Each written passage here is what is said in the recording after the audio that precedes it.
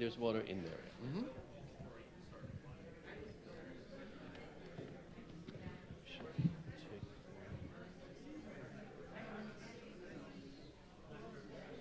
You wanted water as well? No, that's okay.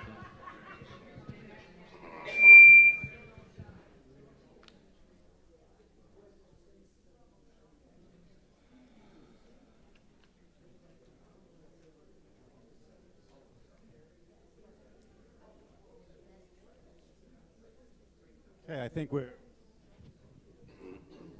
about ready to get started. I think we're about ready to get started. Give just another minute. Yeah, just give another minute for people to come seat themselves.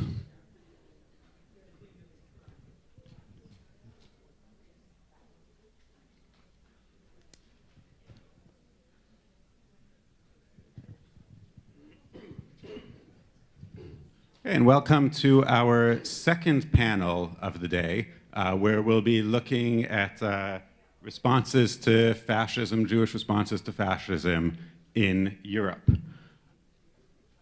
Let me introduce myself. My name is Jeff Veidlinger. I'm the chair of the Academic Advisory Council here at the Center for Jewish History, and I'm also a professor of history and Judaic studies at the University of Michigan, where I work on the history of Jews in Ukraine. Let me note as well that, that I am a historian of Jews in Ukraine, and the two foreign countries in which I spend most of my time abroad, Ukraine and Israel, are both at war today.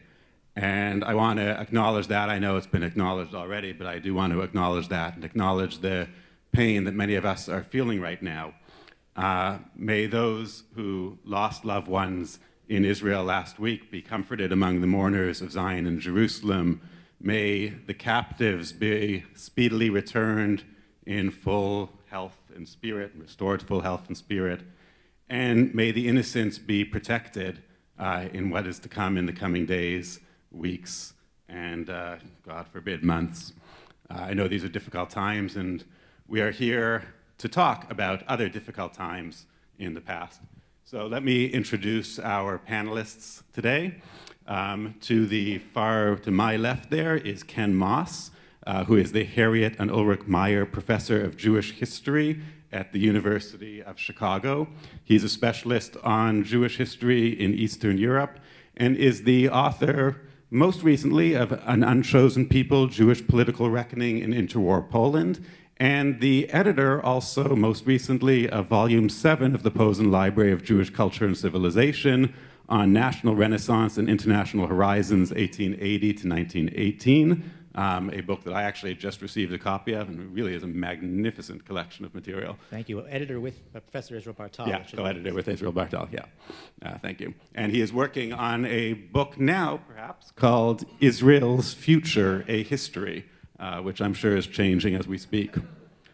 To Ken's right is Professor Michael Brenner, who is Distinguished Professor of History and Seymour and Lillian Abinson Chair in Israel Studies at American University.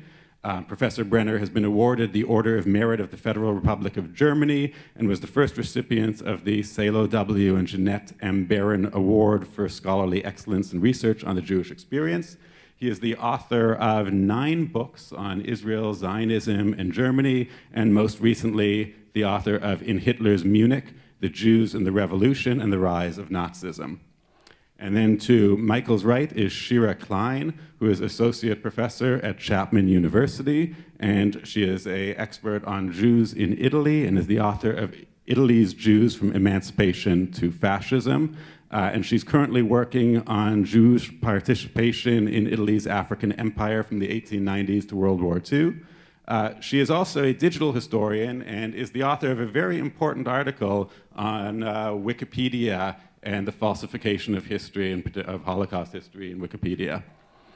So I'm going to ask them each a few questions. We'll do a few rounds of questions, and they'll each respond in about 3 to 5 minutes, and then we'll open things up to public comment. And for the public comment, if you'd like to write down your questions, you can write those down at any time, and at around noon we'll start collecting the questions. A little bit before noon we'll collect the questions, which I will read from here as we did in the last panel. So my first question to the panelists is, how did the Jews in the location that you study, Italy, Germany, and Eastern Europe, experience the era that saw the rise of fascist movements, essentially experience the era between the two world wars? So beginning with Shira. Thank you, and it's great to be here. And yeah, I just want to join Jeff in acknowledging what is happening in Israel, and to add, may all the innocents be spared on both sides, Israelis and Palestinians. So how did Italian Jews experience the era that saw fascism's rise to power? In Italy, Jews' experience of fascism was very much shaped by their class. So Italian fascism rose to power on the backdrop of this depolarization in Italian society between, on the one hand, the working class left, and on the other hand, the middle class right. So the working class was revolutionary. It was inspired by the Bolshevist revolution, and at the apex of working class agitation, which was 1919 to 1920, this was called the Red Biennium, or the Red 2 years, workers went on massive strikes. So they shut down factories for weeks on end. They led land grabs. They disabled the economy for weeks on end as well. And all of these things really frustrated and really scared the middle class. The middle class had a lot to lose, as you can imagine. Unlike workers who had very little to lose, the middle class was paralyzed by this fear, very frustrated with the centrist government for not containing this movement, and they were hoping for some form of authority to come and put an end to this, to what they perceived as this really scary chaos. And enter Mussolini, right? And so Mussolini was very welcomed by the middle class. He marketed himself as this strongman who would deliver the country from chaos. Italian Jews were, in their overwhelming majority, middle class. So they, like others of their standing, opposed the strikes of the working class and were incredibly relieved when they ended, right? So Italian Jews were relieved when Mussolini came to power in 1922, and that the memory of how terrible these strikes had been, how terrible this agitation had been, helped shape their approach to Mussolini in the 1920s. And then in the 1930s, the Italian fascist regime offered various benefits to the middle class, and Jews, not as Jews, but again as white-collar professionals, particularly the men among them, very much benefited from these benefits. So, for example, during the Great Depression in the early 30s in Italy, as wages dropped precipitously, Mussolini's regime was sure to provide all sorts of safeguards to protect middle-class salaries. So if one was a white-collar employee, which most Jews were, or if one was a manager, or if one was a government bureaucrat, then one would be shielded by the government from economic downturns. And Jews, along with other middle-class citizens in Italy, got housing help, they got special benefits, they got travel discounts, they got longer sick leave, and so there are all these perks to being part of the middle class in Italy under Mussolini. And I would say that, in a nutshell, is how Jews experienced the rise of fascism. And of course, we'll talk later about what changed. Great, thank you. Michael? Yes, of course, in Germany, the situation was quite different. Unlike Italian fascism, National Socialism had anti-Semitism as a central element from its very beginning, and Jews realized that. And when I stay for maybe in this first round in the 1920s, before, or early 20s and early 30s, before Hitler actually came to power. As you know, Hitler tried to come to power already in 1923. Actually, next month will be 100 years after the failed beer hall putsch in Munich. And it was in the early 1920s that Jews in Germany, especially in the place where Hitler lived and which he used as a testing ground, as I tried to show in my last book, and that was Munich. That's where the Jewish community already experienced in the early 1920s, I would say pogrom-like scenes where they experienced Hitler playing with this weapon anti-Semitism and trying to figure out how would the German population react if he used anti-Semitism as part of his movement, of his ideology. Now, Munich, where this happened first, is of course a very special place also in terms of Jewish history. The revolution of 1918, which overthrew the Bavarian king, resulted in a republic, and the first prime minister of Bavaria was a Berlin Jew and socialist, Kurt Eisner, who was assassinated a few months later. And then there were two councillor, some people say Soviet republics in Bavaria, in Munich, in 1919, and almost all of the leaders were Jewish. Hitler was in Munich at that time, and he, at least later, wrote in Mein Kampf that that was very decisive for him. Not so sure, but he experienced it and was easy to use. And we've heard that already in the first round, how, of course, whenever the fight is against leftist, communist, socialist, and democracy, Jews are usually part of the mix. So in Munich, that was very central, and that's where this new movement started, and that's how Jews experienced it in the early 1920s, actually with a government that was very conservative. Hitler was not in the government, and that tried twice to expel East European Jews from Bavaria in 1920 and 1923. Munich was a city where already in January of 1923, a movie actually produced in Munich, Nathan the Wise, the parable of tolerance of 18th century German writer Lessing, could not be performed in movie theaters because the Nazis were so strong that they threatened all the movie theater owners, if you perform it, we'll smash your windows, which they did. So it was basically not performed. In Berlin, it was performed with a lot of success. So I would say it also depends where in Germany in the 1920s Jews lived, how they experienced it. In Berlin, in Hamburg, maybe a little less than in a place like Munich or Nuremberg. And then, of course, 100 years ago, the insurrection, the beer hall putsch happened in Munich, and Hitler was, not successful yet. But we all should be careful with failed insurrections. 10 years later, he succeeded.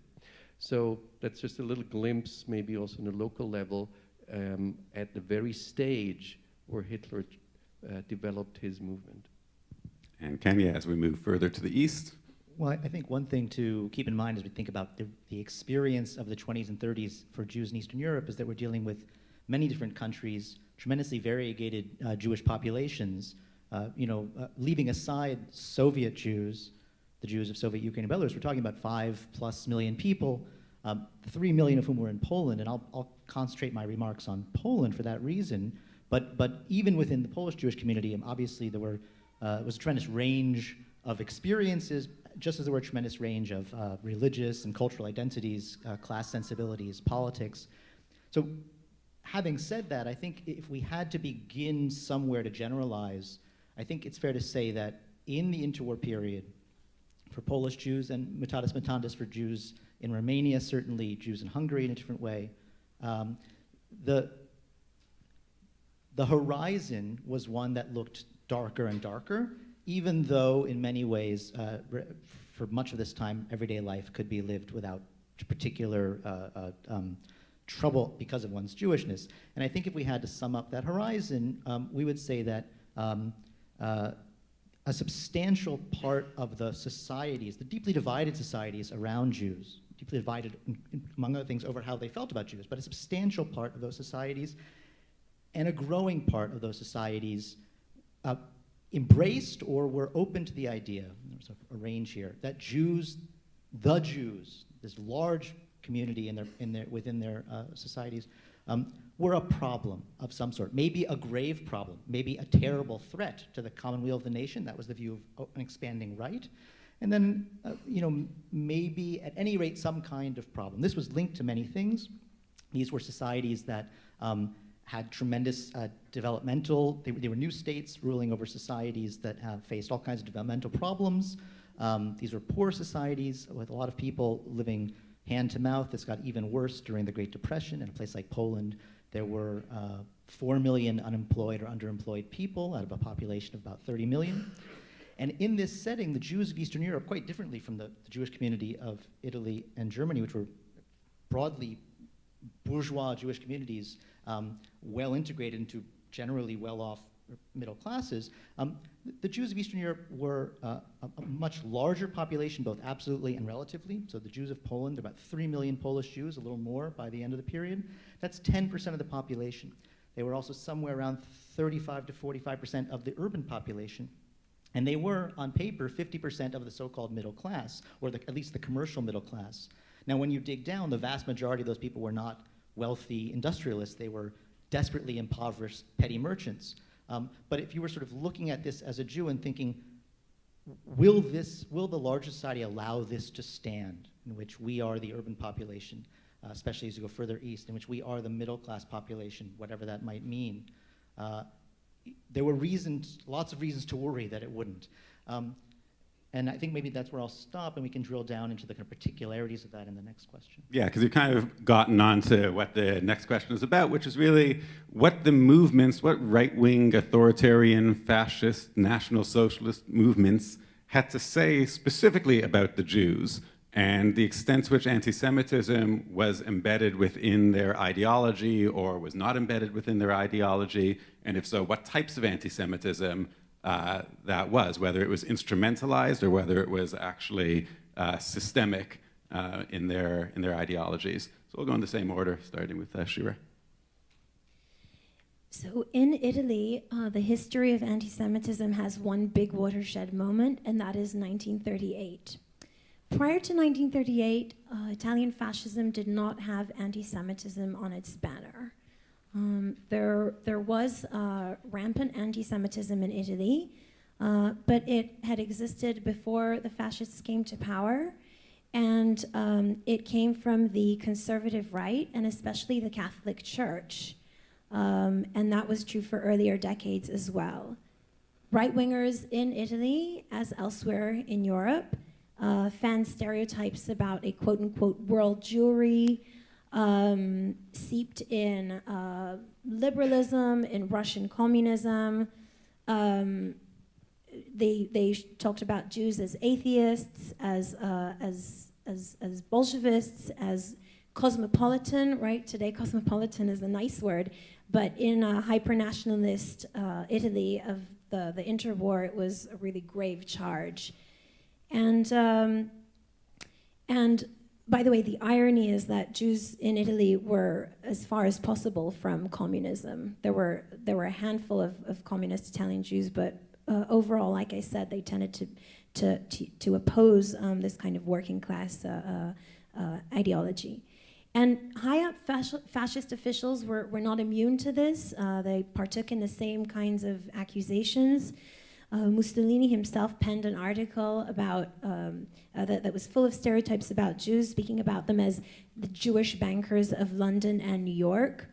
And then Giovanni Preziosi, who later became Minister of State, published the well-known Protocols of the Elders of Zion, which, if you haven't heard of that, it's this text purporting to be a Jewish plan to take over the world, and in fact it was penned by anti-Semites. But anyway, Preziosi had this translated into Italian, published it, and all 15,000 copies immediately sold out, which I can tell you is the dream of any scholar, right, in this room. But from Italian Jews' vantage point, these expressions of anti-Semitism paled in comparison to what was happening in neighboring Germany. And the worse Hitler was to Jews, right, from 1933 onwards, the worse the policy was, the more Italian Jews blessed their good fortune for being in Italy. 1938 was this big watershed moment because the fascist government did an about turn and started a racial campaign that brought Italian Jews to a situation that was actually very similar to that of German Jews. Almost overnight, Italian Jews could not marry non-Jews, they could not work in various professions, they could not hire non-Jewish nannies, they could not they could not go to the seaside, they could not advertise. You name the restriction, it probably existed. And I will add that Italy was not forced by Germany to take this racial turn. And often people think this was part of the Pact of Steel. It actually wasn't. It predated the Pact of Steel, which wasn't until May of '39. And in any case, the Pact of Steel made no mention of Jews. And Italy certainly drew inspiration from Germany for its anti-Semitic laws, but it also had a homegrown variant of racism that mirrored the already existing racial laws in colonial Africa. So Italy had these race laws in Ethiopia, in Libya, and you see that the anti-Jewish race laws are mirroring both the language and the content of that. And then, of course, in 1943, Italians also played a role in facilitating the deportation of Jews. Thanks. For Michael, let me actually rephrase the question a little bit more specifically for you, because you'd mentioned Jewish involvement in the revolutionary movements and the National Socialism framing itself as an opposition to the revolutionary movement. So just if you can maybe point to specifically the extent to which Nazi anti-Semitism is utilize political motifs versus racial motifs versus religious motifs, and think about it in terms of that as well. I would say it's very hard to distinguish because they come very much together. And of course, in Germany, everybody is aware of that.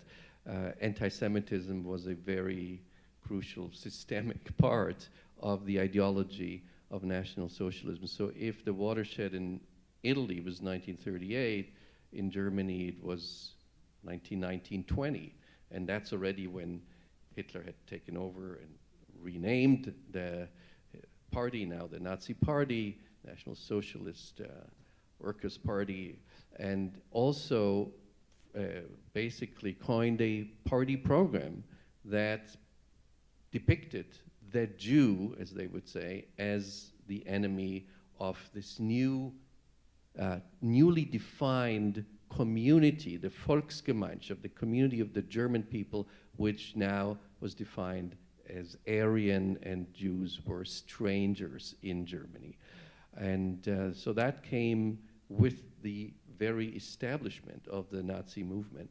And of course, to go back to your question, Jeff, it was part of a post-war discourse and of a situation where Germany felt humiliated after the lost war and after being blamed for the outbreak of the war, and a huge economic crisis. And Jews were, of course, not suddenly discovered as the scapegoats. We all know that is a very long history, also in Germany. The very term anti-Semitism was coined in Germany in the late 19th century by a pretty obscure journalist called Wilhelm Marr. And there was, of course, already a racially defined anti-Semitism back then. What was different after World War I is now that Jews, together with others, socialists especially, the left, were blamed that Germany lost the war, the so-called stab in the back legend, that Germany, of course, could not have lost the war on the battlefield.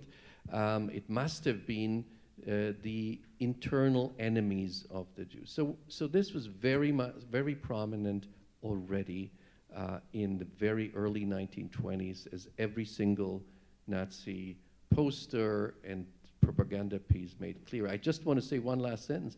It didn't mean that every voter who voted for the Nazi Party voted for it because of their anti-Semitism. They might have voted because, they might have voted despite their anti-Semitism, they might not have cared about, but the party leadership did. Yeah, Ken, go ahead. Well, I think, once again, it's such a it's so different in Eastern Europe that before jumping into the question of the East European right-wing parties, much less the fascist dimensions thereof. I think it's probably most useful to step back and try and give a general picture. And here, I just want to, I don't usually put in a plug for other people's book, but this book by the late, great historian Ezra Mendelsohn, The Jews of East Central Europe Between the World Wars, published 40 years ago, remains, I think, a quite extraordinary place to begin to think about this problem. And one of the things Mendelsohn reminds us of is that, again, from 60,000 feet, if you want to give a generalization, you might say that the political situation in interwar Eastern Europe, with variations in each place, is best understood as a sort of a somewhat authoritarian center, ruling, stretching a kind of thin membrane of quiet over a very divided societies, and facing its most robust opposition from a mobilized nationalist right. There were lefts in some of these places. Poland, for instance, had a meaningful left, PPS socialist left, but seen from the standpoint of East European, what East European Jews were seeing, they were in many ways in societies ruled by states that were at various junctures taken into the hands of strongmen, but those strongmen were often as not considerably less committed to anti-Semitic politics and to the politics of transformation through, among other things, extruding Jews from society than quite broad-based right-wing nationalist movements. To focus in on Poland, for instance, to focus on fascism, I think, is the wrong way to go. And in a strange way, it sort of is a gaslight, inadvertently a kind of gaslighting of the Polish situation, because there were fascist elements by the mid-30s. And already by the 20s, there were certainly student elements. The universities, as in Germany, were hotbeds of right-wing extremism. There were fascist elements. There were people fascinated by the Italian case, and then later by the Spanish case as a model. But these elements were just part of a much broader right wing that had very varied and often quite minimal interest in fascisms per se, but was very committed to an ethno-nationalist ideal and very full of suspicion turned active hatred toward national minorities, of which there were many, on sort of broad nationalist grounds, and sometimes linked in the Polish case, for instance, and certainly in the Romanian case to very vocal and probably authentic commitment on the part of those same right-wing leaders to religion. Fascism was a kind of a footnote, certainly in Poland, to what is best understood more as a kind of nationalist, ethno-nationalist sensibility. As we kind of dig in a more granular way, we could talk certainly about another point that has to be made too is that in these various places, the quite various Jewish communities had very different kinds of resources for not just resistance, but even for voice. So the Jews of Poland were 10%. They were not a negligible minority. They had access to rights, constitutional rights of speech, although those rights were increasingly diminished. They had access to the kinds of tools that we think of as the tools one needs to fight out a struggle of opinion and the breeding of toleration in the public sphere. At the same time, and much more so than Romanian Jews, much more so than Hungarian Jews, at the same time, I think we want to note that even there, when in 1926 there was a coup from the center that basically created a semi-authoritarian regime, the vast majority of Jews were thrilled and relieved because the trajectory of democratic politics, 1918 to 25 in Poland, was toward the increasing power of the nationalist right. So it's very hard to predict the future even when you look back on it, but from the standpoint of many Jews, they were at least as worried about what democracy meant in societies riven by deep social problems and shaped by nationalism as they were by anything relating to authoritarianism. Great, thanks. And I want to now turn to Jewish responses to fascism. And I think in the three regions that we're talking about, there's going to be some difference. In Italy, where certainly before 1938, there was no reason why Jews couldn't belong to the fascist movement, and did in fact. And in Poland in particular, where I think you're right that we can't really speak of a real fascist movement in Poland, but ethno-nationalist movement. There were certainly Jews involved in their own ethno-nationalist movement in Poland as well that I'd like to hear about. And then in Germany, I don't think there were many Jews who were supporters of National Socialism because of the intrinsic anti-Semitism of it, but how they responded in other ways. So to Jewish responses to Nazism, Shira? Or sorry, Jewish responses to fascism, yeah. Yeah, that's right. Before 1938, most Jews did not join the ranks of anti-fascists. So that's a lot of negatives. Did not join the ranks of the anti-fascists. There were some vocal Jewish anti-fascists, like the Rosselli brothers, but really most Italian Jews were somewhere along the spectrum between accepting fascism and supporting fascism, or at most being indifferent to it. And the reason for that, again, goes back to what I mentioned before, the 1920s and this very strong memory of the chaos that preceded Mussolini and this relief at Mussolini's cracking down on that agitation. And then again, the benefits that Jews gained as a middle class. But I'll also add that Italian Jews endorsed fascism's imperial designs. And so that very same racial rhetoric that would later be turned on them in 1938, right, when the language and the content of anti-black race laws was harnessed for anti-Jewish race laws, that very same rhetoric was one that Jews mostly accepted in the 20s and in the 30s. In 1935, which was the time when fascist Italy took over Ethiopia, most Italian Jews were really gung-ho about that, very enthusiastic. And then after 1938, Italian Jews mostly responded with shock, disbelief, an insistence that it was Hitler who had twisted Mussolini's arm, that the true Italy would never turn against them, and that it would be fixed soon. And as the years passed and it wasn't fixed, Jews then saw ordinary Italians partaking in this persecution, and then again, as I mentioned, participating in the roundups that led to deportation. People often think that the alliance of Italian Jews with fascism is really counterintuitive, right? And I think particularly people in this country, where Jews have had such a strong tradition of fighting fascism. But I will say that even today, Jews are not immune to fascism.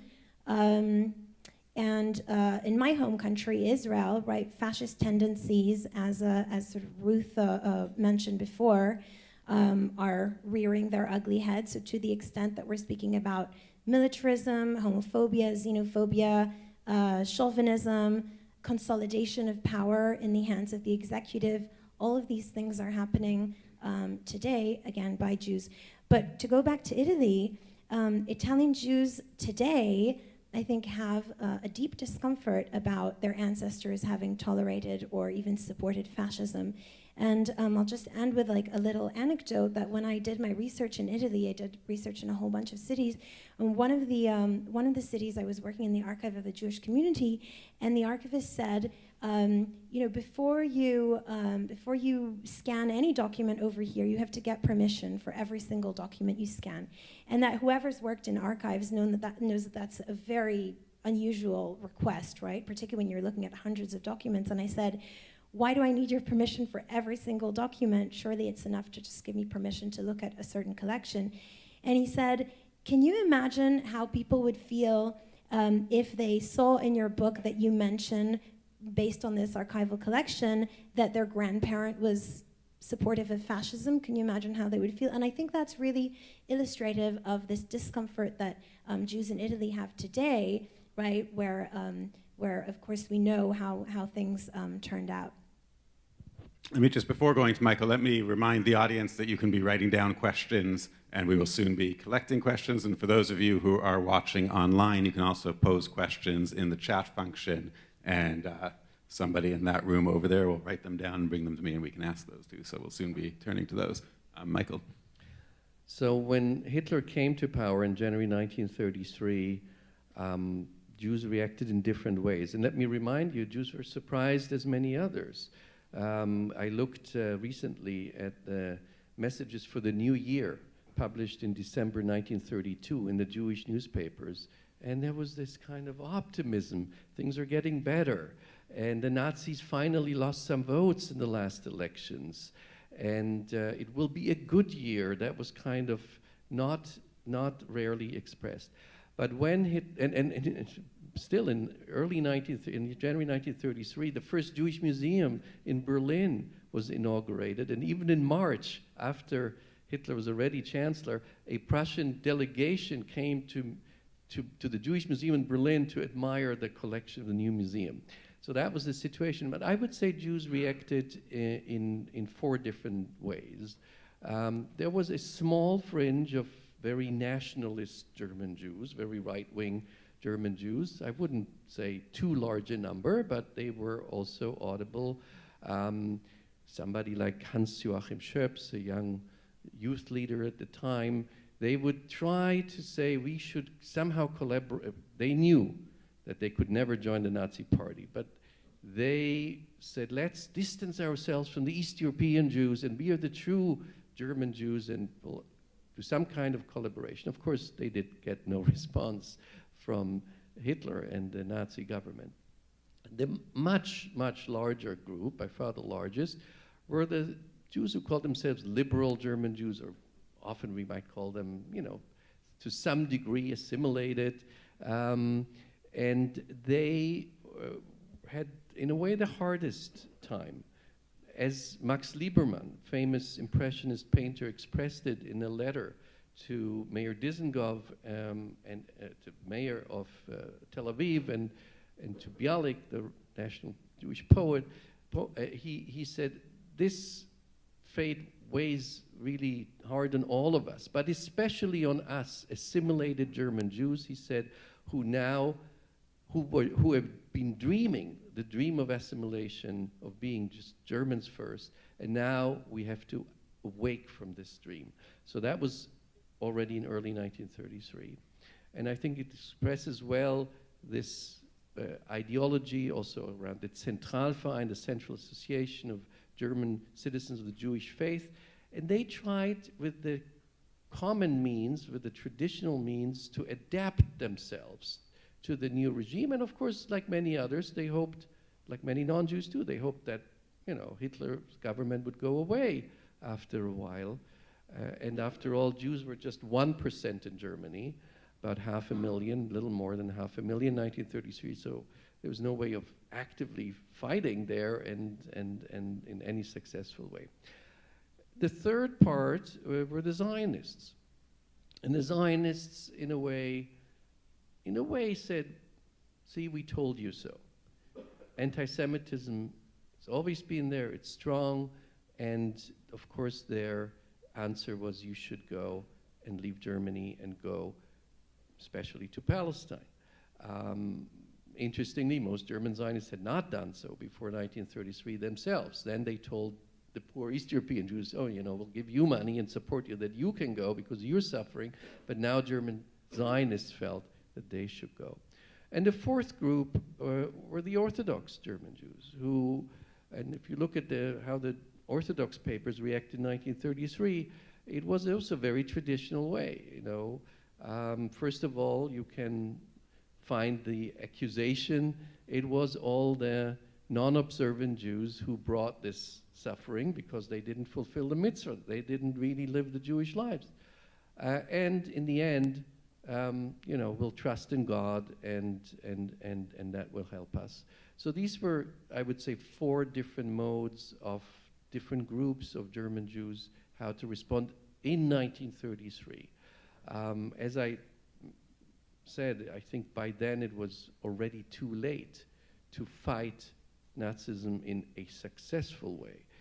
Maybe the churches could have done it, maybe the unions could have done it, maybe others, but for this 1% of Jews, they just tried somehow either to survive or leave Germany or arrange with the new rulers. And again, we are collecting questions both in the theater and online. So, Ken?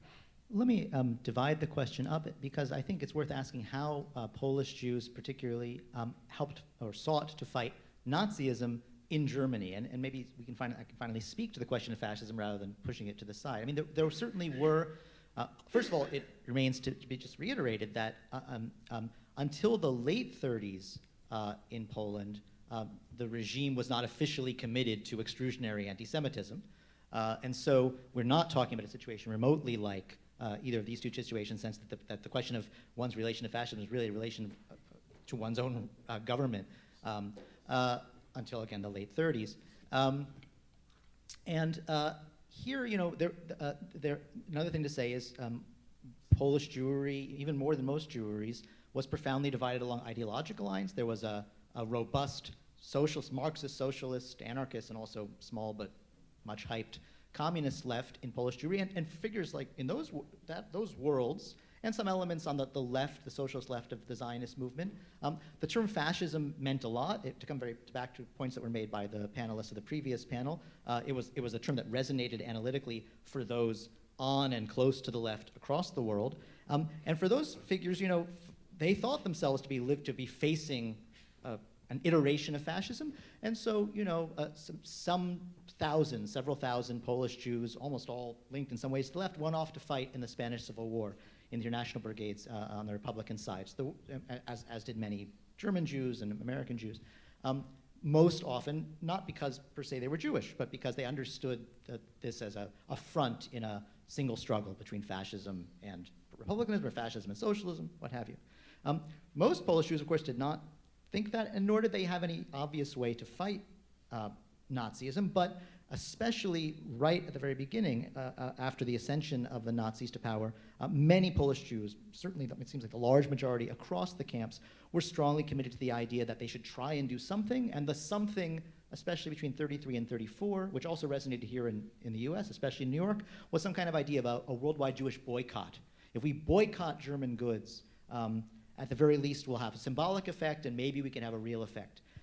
I think in retrospect it's hard to see how they could have had a real effect, but there was an effort, and it was a very popular effort to, including pressure on Jewish merchants in Poland, small towns, local pressure from friends and family and colleagues to stop dealing in German goods.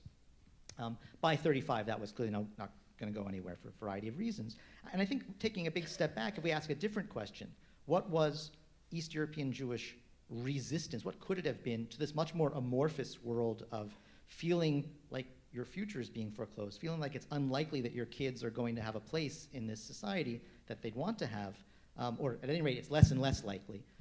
What would resistance look like? You know, there were Jews who fought back against various kinds of fascist toughs and thugs and students in the hallways of Romanian and Polish universities, often helped by non-Jewish peers, usually from the left. There was plenty of Jewish resistance to local violence, degrees of which we're still discovering. The historian Kamil Kijek is discovering just how much organized right-wing violence against Jews there was in places like Kielce, Częstochowa, others around 1931-32, and Jews fought back. Sometimes at fist fights, right? Later on, it was more armed resistance against more dire attacks. But that's not a movement, right?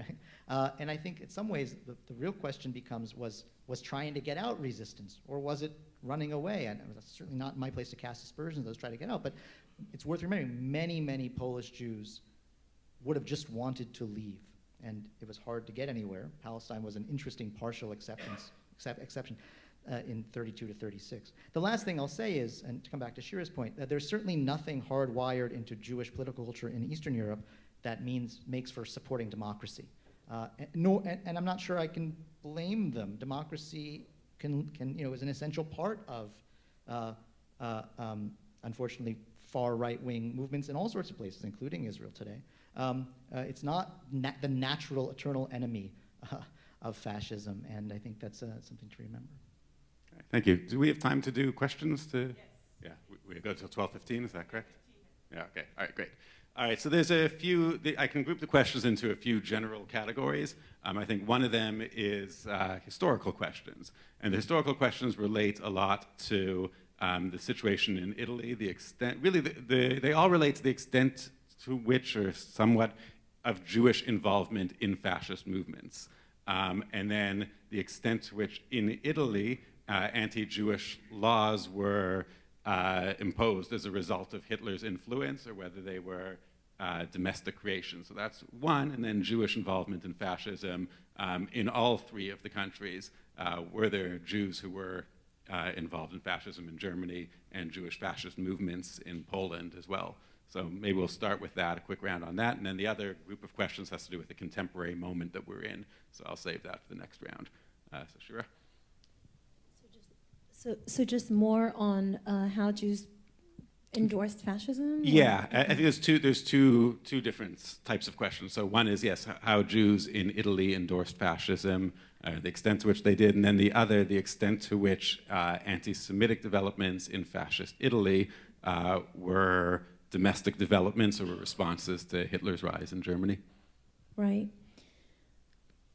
I mean, there are all sorts of expressions of Jews supporting fascism. So, as I mentioned, 1935, the conquest or the takeover of Ethiopia generated Jewish enthusiasm.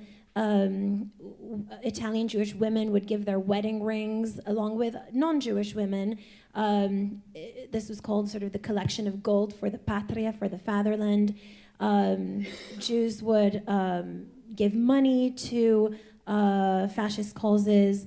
They would join the military to fight in Ethiopia. Let me think.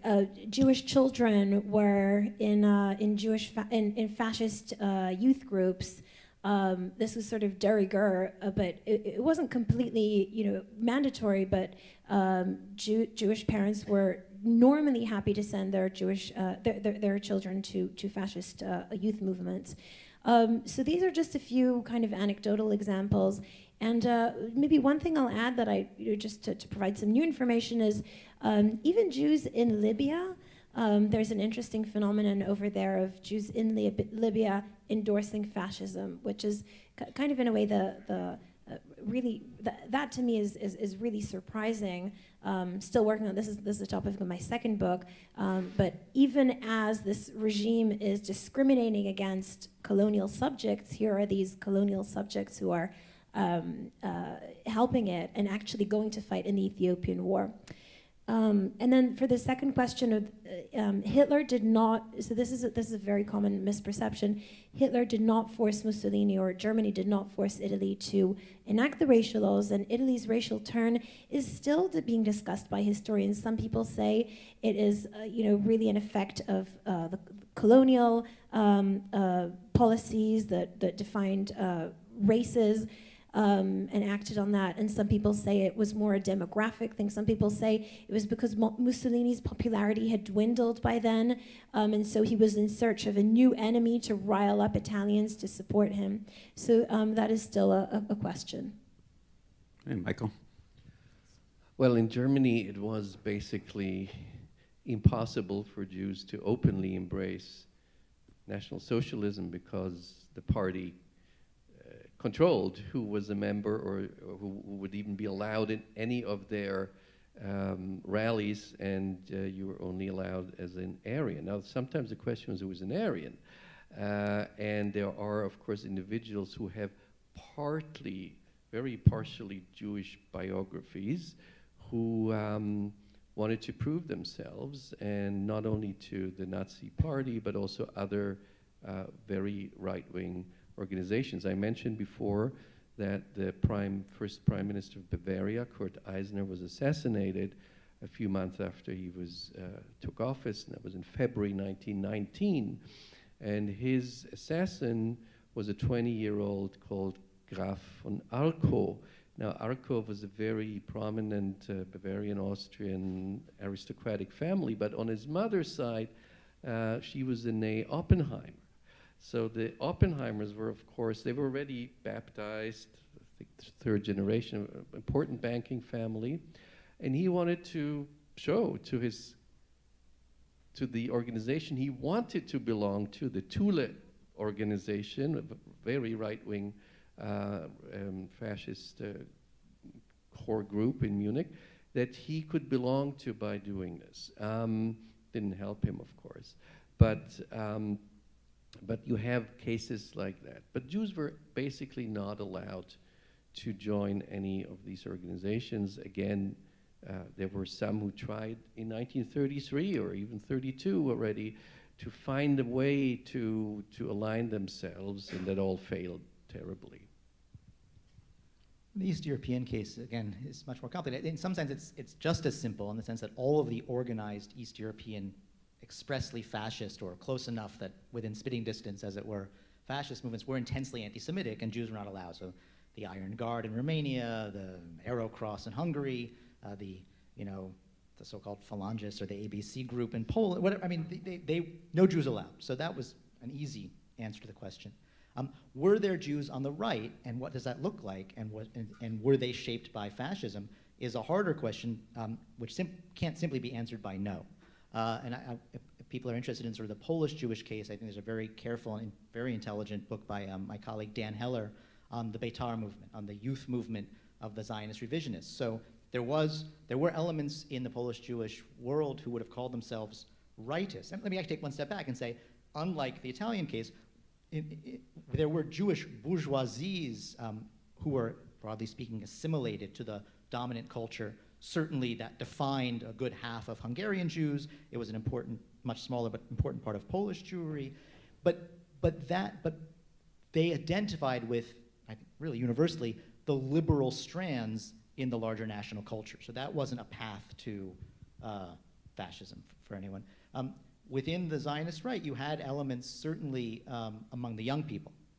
Menachem Begin, for instance, Yitzhak Shamir, those figures, who were certainly impressed by fascist style. You can find photos of them with the bonfires and the uniforms. And I guess in some sense I would refer us back to our first panelists, which if you missed it, you should really see because it's quite important and quite brilliant ways to begin thinking about these kinds of questions too.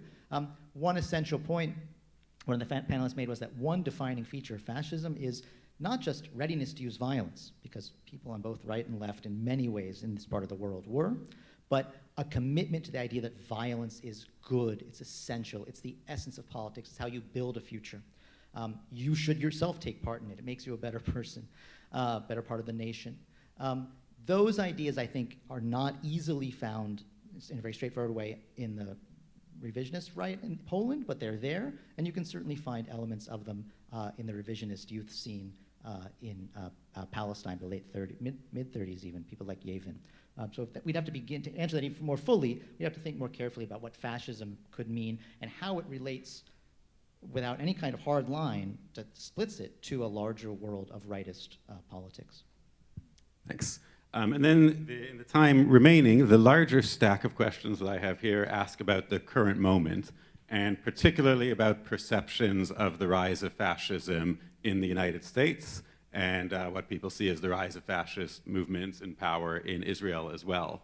And I think I can summarize the questions with really the fundamental question of what have we learned? And maybe I'll add, that's a difficult question, but what does the future hold? In 2 minutes each. And Shira, if we can start with, or do you want to start, Ken? You've got the microphone close to your hand. I can't close to your mouth. Great. I'll begin, and then you guys can correct everything and put us back on course. I mean, there's no easy answer to the question, what's the relationship between democracy and fascism? And one thing that Shira's case painfully reminds us is that not all fascisms are going to embrace anti-Semitism as their organizing principle. And if that's what Jews are thinking about, they may find themselves in, they may find themselves saying, I don't really see what's so bad about this regime. It's attacking other people. I think, fortunately, American Jews, at least 80% of them, understand that liberal democracy is not a luxury, it's a necessity. In our setting, and that doesn't have anything to do with the Jewish tradition. I mean, I think I'm very loath to draw direct connections between the interwar experience of East European Jews and American Jewish life. That's not a useful heuristic in so many ways. So one thing you could falsely learn from the East European Jewish situation is democracy doesn't matter. Much better to have a strong leader who can keep things under wraps. I think that'd be a very foolish thing to imagine as being a useful heuristic for thinking about our contemporary situation. Michael, you want to? Well, unfortunately, Jews are not immune to fascism. The Holocaust was not a re-education program, and we can see today that there are Jewish followers of movements that at least remind us of fascist tendencies, both in the US and Israel and other countries.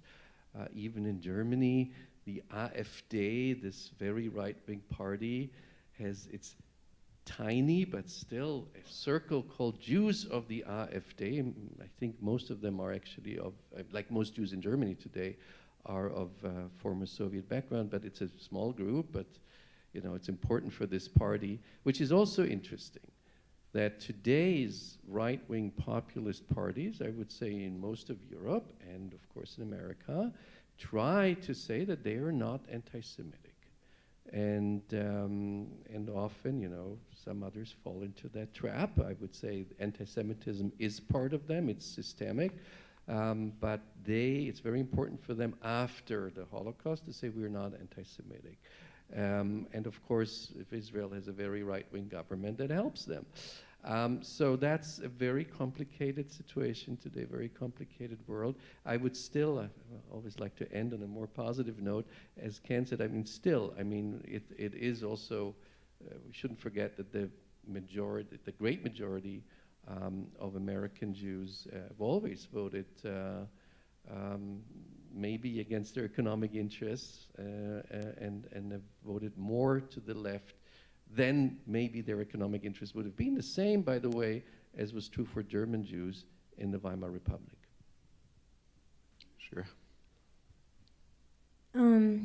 I'll repeat what I said before, which is that I think, and I'll sharpen it, which is that I think that the current Israeli government is marching at a fairly steady pace towards, I wouldn't say being fascist, but definitely towards fascist tendencies. Again, you know, if you look at militarism or glorification of the military, if you look at gender roles and the role of women in the public sphere, if you look at the role to approaches towards LGBTQ individuals, these are all people who are excluded by, you know, factions in the Israeli government. And so I think saying that Israel is fascist is, you know, kind of a crazy and fantastical, but I think that it is safe to say very cautiously that we're seeing a surge of fascist tendencies in Israel. And again, to end on a positive note, which is really difficult during these days, you know, and even as I sort of sit here, I'm thinking of my family, so worried for them in Israel.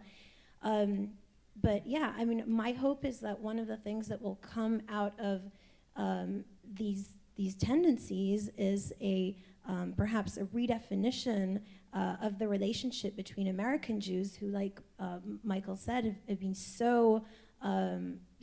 have such a strong tradition of fighting fascism, and the Israeli government, or, you know, sections of the Israeli leadership who are unfortunately pulling in that direction. So hopefully that's a positive note. We are just about out of time. Let me just comment on my own that, you know, I've been reading a lot of literature lately, Jewish writings from 1939, and it's really chilling to see the sense of foreboding, but yet the sense of hope that they're not going in the direction that they think they're going. There was talk last week of perhaps canceling this symposium today because of the events of last week, and I think the conversations that we're having really bear testament to how important it is to talk about it and how actually necessary this event is. So we are out of time, but may there be peace speedily in our time in the near future. Thank you.